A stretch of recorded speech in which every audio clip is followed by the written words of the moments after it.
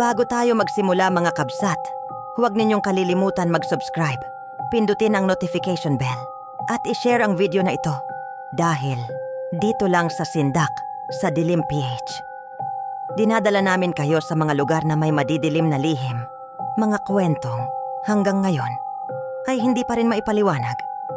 At ngayong gabi, dadalhin ko kayo sa isa sa pinakalumang sementeryo sa Pilipinas. Isang lugar na tahimik sa umaga, pero pagsapit ng gabi, tila ba may mga kaluluwang gumigising mula sa kanilang pagkakahimlay. Ito ang kwento ng ang lumang sementeryong hindi kailanman natahimik, La Loma Catholic Cemetery. Noong panahon ng mga Kastila, habang mabilis na lumalaki ang Maynila, dumami rin ang mga sakit at epidemya. Noon, karaniwan pang inililibing ang mga patay malapit sa simbahan. Ngunit nang magkaroon ng matinding pagkalat ng kolera at iba pang nakahahawang sakit, nagpasya ang mga Espanyol na gumawa ng mas malaking sementeryo sa labas ng sentro ng Maynila. At noong taong 1884, isinilang ang La Loma Catholic Cemetery. Isa ito sa pinakaunang malalaking Catholic cemetery sa bansa. Noong una, tinatawag pa itong Camposanto de la Loma. Napakalawak ng lugar. Punong-puno ng malalaking nicho, lumang rebulto ng mga anghel, at mga mausoleum ng mayayamang pamilya noong panahon ng Kastila. Habang lumilipas ang panahon, libo-libong tao na ang inilibing dito. Mga mayayaman, mga pare, mga sundalo, mga batang namatay sa epidemya, at maging mga hindi na nakilala pa.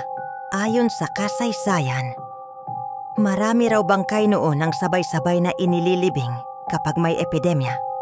Minsan, wala nang sapat na pare para mabigyan ng basbas ang bawat kabaong. At dahil dito, maraming matatanda ang naniniwalang may mga kaluluwang hindi raw tuluyang natahimik.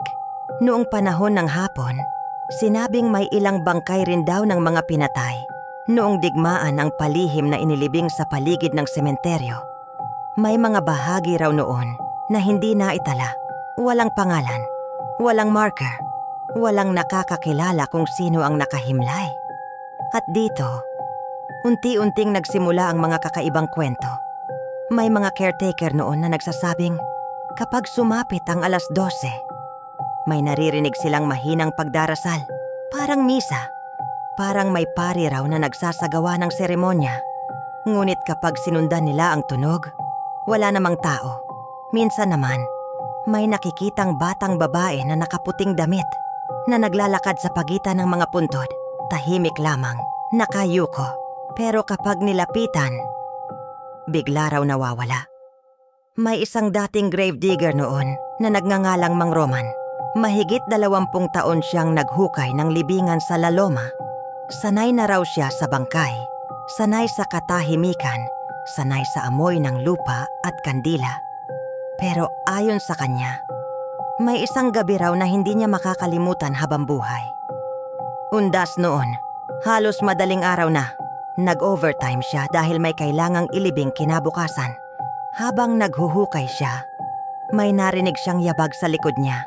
Akala niya ay kapwa caretaker lamang, pero nang lumingon siya, wala siyang nakita.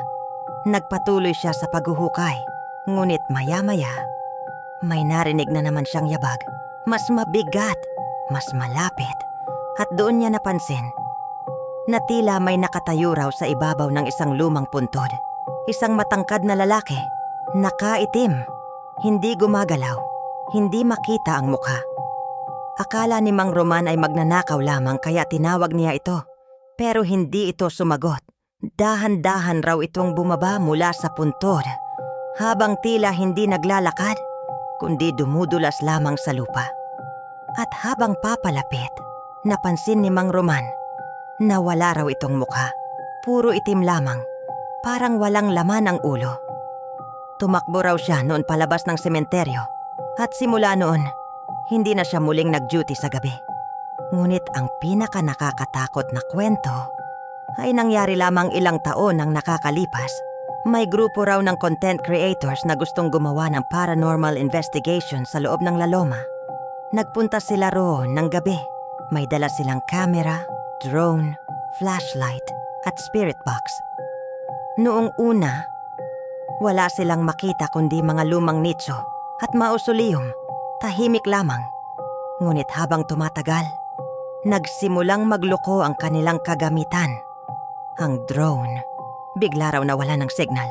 Ang audio recorder, may nahuhuling boses kahit walang tao. At habang nagla-live sila, may isa sa kanila ang nakapansin ng kakaiba. Sa likod raw nila, may babaeng nakatayo. Nakabelo, nakalumang puting damit, hindi gumagalaw. Akala nila ay caretaker lamang. Pero nang i-zoom ng camera, napansin nilang wala itong mga mata. At ang balat nito, tila naaagnas na. Biglang namatay ang lahat ng ilaw nila. At doon nila narinig ang napakaraming bulong. May umiiyak, may sumisigaw, may nagdadasal sa Latin, at may isang boses na paulit-ulit na nagsasabing, "Umalis kayo, umalis kayo." Nagpanik silang lahat at tumakbo palabas. Ngunit habang tumatakbo, may isa sa kanila ang napatingin sa likod. At ayon sa kanya, hindi lang isa ang nakasunod sa kanila, kundi 12 anino na tila naglalakad sa pagitan ng mga puntod. Mga madre, mga batang umiiyak, mga lalaking nakabarong, at isang pare na duguan ang mukha. Pagdating nila sa gate, napansin nilang may nawawala. Isa sa kanilang kasama. Binalikan nila kasama ang guard. Pero wala silang nakita.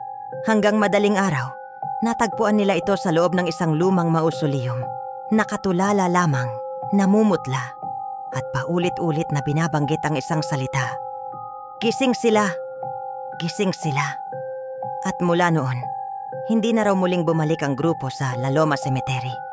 At ayon sa mga matatandang nakatira malapit doon, kapag madaling araw, at biglang tumahimik ang paligid ng sementeryo, iyon na raw ang pinakadelikadong oras dahil sabi nila, iyon daw ang oras na gumagala ang mga hindi matahimik na kaluluwa. At diyan nagtatapos mga kabsat ang misteryosong kwento ng La Loma Catholic Cemetery. Isang lugar na puno ng kasaysayan, ngunit puno rin ng mga lihim na tila ayaw ibaon ng panahon. Kung nagustuhan ninyo ang kwentong ito, huwag kalimutang mag-like, mag-comment at mag-subscribe dito lang sa Sindak sa Dilim PH. Maraming salamat sa panonood hanggang dulo mga kabsat. At tandaan ninyo, hindi lahat ng natutulog sa sementeryo ay tunay ng nagpapahinga.